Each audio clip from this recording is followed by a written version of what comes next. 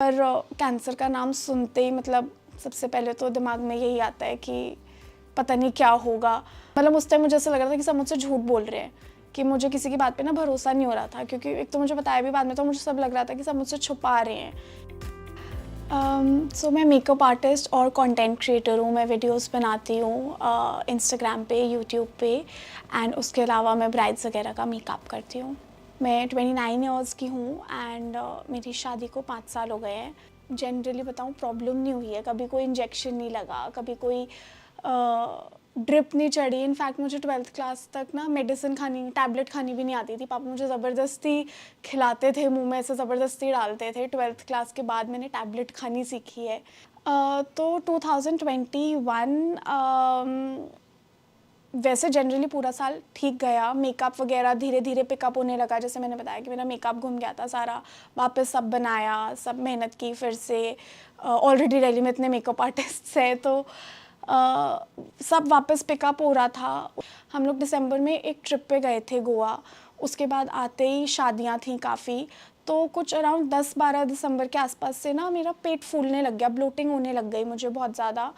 तो पहले तो लगा नॉर्मली है, क्योंकि ऐसा नहीं है कि कोई मैं बहुत जिम रोज़ कर रही हूँ या हेल्दी खाना खा रही हूँ कि उसकी वजह से हो रहा होगा। डॉक्टर को भी हमने 2-3 दिन तो खुद ही दवाई खाई, फिर नहीं ठीक हुई, ब्लोटिंग थोड़ी ज़्यादा हो रही थी, अनकम्फर्टेबल हो रहा था। तो डॉक्टर को हमने बताया कि ऐसे ऐसे घूमने गए थे शादियों में, तो उन्होंने भी बोला कि हाँ उसी की वजह से स्टमक इन्फेक्शन हो गया है और आप ये दवाइयाँ ले लो।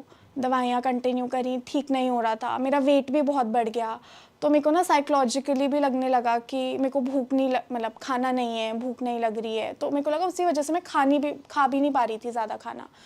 तो क्योंकि मेरा एकदम से हफ्ते के अंदर 3 किलो वेट बढ़ गया था। तो यही लगा कि साइकोलॉजिकली मैं एकदम से इतनी वो हो गई, क्योंकि मेरे को हमेशा ना थोड़ा पतला फिट रहना, वीडियोस भी बनाती हूँ, तो मेरे को लगा कि ड्रेसअप होने का शौक़ है, तो शायद इसलिए ना एकदम से साइकोलॉजिकली हो गया है कि खाया नहीं जा रहा है मुझसे वेट की वजह से। पर वो ब्लोटिंग बढ़ती गई। मतलब मेरे को सोने में दिक्कत हो रही थी, लेटने में दिक्कत हो रही थी, चलने में दिक्कत हो रही थी। लोग पर सब यही बोल रहे थे, मतलब मेरे को भी यही लग रहा था बाहर का खाते हो, हेल्दी खाया करो। पर वो नहीं ठीक हुई। फिर से हमने डॉक्टर को दिखाया, तो उन्होंने बोला अल्ट्रासाउंड करा के देखो आप, क्योंकि पेट बहुत फूल गया था मेरा। तो फिर रिपोर्ट वगैरह आई, तो उसमें आया कि 30 सेंटीमीटर यानी 1 फुट जितनी सिस्ट हो गई है मेरे पेट में। मेरा पूरा पेट उससे फिल हो गया था, पेट में कुछ जगह ही नहीं बची थी किसी चीज़ के लिए, जिसकी वजह से इतना फूल रहा था। और वो बढ़े जा रहा था। मतलब आखिरी के 3-4 दिन में मैं ऐसे लग रही थी जैसे मैं 8 महीने प्रेग्नेंट हूँ। चलने में दिक्कत हो रही थी, बैठने में दिक्कत हो रही थी। तो फिर हमने डॉक्टर को दिखाया, जैसे ही रिपोर्ट आई कोई इशू नहीं। मतलब मेरी साइकिल्स भी हमेशा रेगुलर थी, कभी पीसीओडी, पीसीओएस, कोई इशू नहीं हुआ। कभी किसी डॉक्टर को दिखाना पड़ा हो कि ये प्रॉब्लम हो रही है, कुछ नहीं। मतलब मेरी, जैसे मैंने बताया, डेट्स वगैरह भी हमेशा बिल्कुल रेगुलर थी। तो जब डॉक्टर को दिखाया, उन्होंने बोला कि इमिजिएटली अर्जेंट है ये, आपको सर्जरी करानी पड़ेगी, निकलवानी पड़ेगी, ये कभी भी फट सकती है आपके पेट में, ये इतनी बड़ी हो गई है। डॉक्टर भी खुद सरप्राइज थे कि आपको कैसे नहीं पता चला ये, कि मतलब पता ही नहीं है कब से हो रही थी ये या एकदम हुई, कुछ नहीं पता किसी को भी। पहले, इससे पहले कोई दिक्कत नहीं हुई, कुछ फील नहीं हुआ पेट में कभी भी नहीं। तो सर्जरी ऐसे में 31 दिसंबर को एडमिट हुई हूँ। 31 दिसंबर 2021 को एडमिट हुई हूँ हॉस्पिटल में, और 1 जनवरी सुबह 2022 मेरी सर्जरी हुई। तो उस सर्जरी की रिपोर्ट में आया कि कैंसर है। फिर उसमें जब ये आया कि वो कैंसर है और ट्यूमर था उसमें, ओवेरियन कैंसर डिटेक्ट हुआ।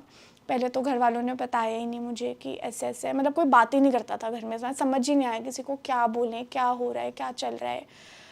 फिर धीरे धीरे मेरे हस्बैंड ने मुझे बताया कि ऐसे ऐसे आया है, ये है। पहले स्टेज 1 आया था, जब डिटेक्ट हुआ था स्टेज 1 आया था। तो उन्होंने बोला, डॉक्टर ने बोला कि ऐसे ऐसे आया है, पर कोई घबराने की बात नहीं है।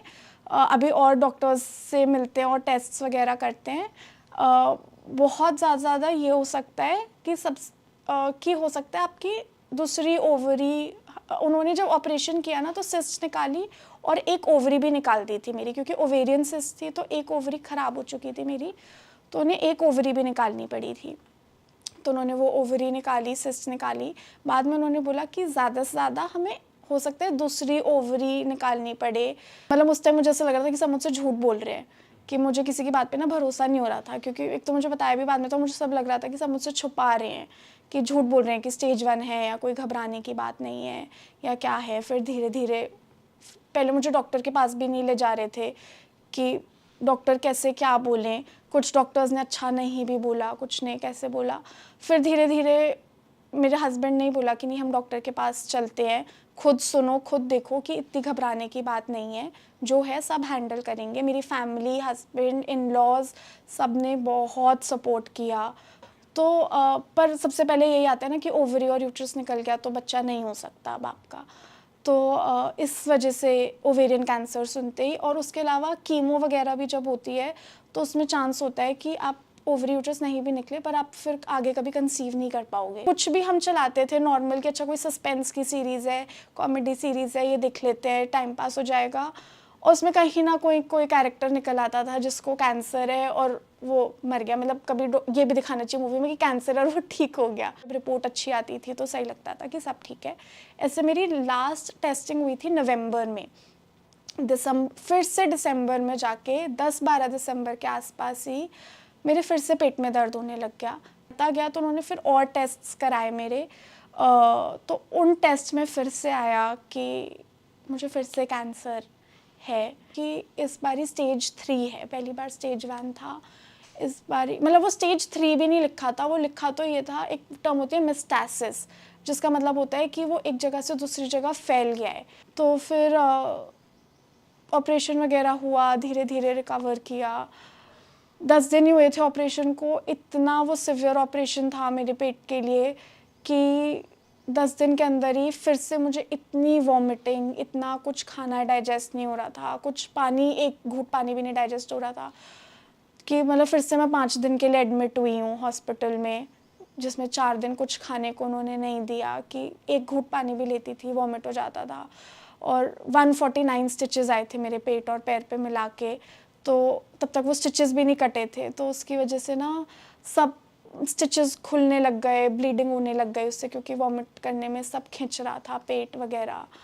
फिर जैसे जैसे करके वो सब ठीक हुआ। फिर डॉक्टर्स वगैरह से आगे मिले तो सब डॉक्टर्स ने ही बोला कि अब इस बार तो कीमो कराना पड़ेगा। तो अब कीमो हो गया है मेरा चालू। कि मेरा ना जो काम है उसने मुझे बहुत पॉजिटिव रखा है, क्योंकि या तो मैं अपना इस तरफ दिमाग चला सकती हूँ कि मेरे साथ क्या हो रहा है, मेरे साथ ऐसे क्यों हो रहा है, या मैं अपना काम में दिमाग चला सकती हूँ। तो मैंने ना अपना काम नहीं छोड़ा।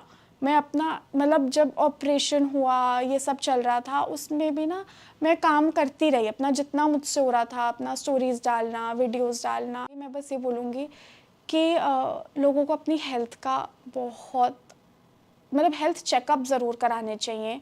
जैसे मैंने बोला कि मैंने कभी कोई चेकअप नहीं कराया क्योंकि मुझे कोई ज़रूरत नहीं पड़ी। बट आपको ये नहीं सोचना चाहिए, मतलब एक चीज़ जो मैं सिर्फ एक चीज़ जो मैं रिग्रेट करती हूँ, मुझे और किसी चीज़ का कोई रिग्रेट नहीं है, कि हम लोगों को ना एनुअल चेकअप्स या 6 मंथली चेकअप्स, आपको कोई प्रॉब्लम नहीं है तो भी ज़रूर अपने चेकअप्स कराओ।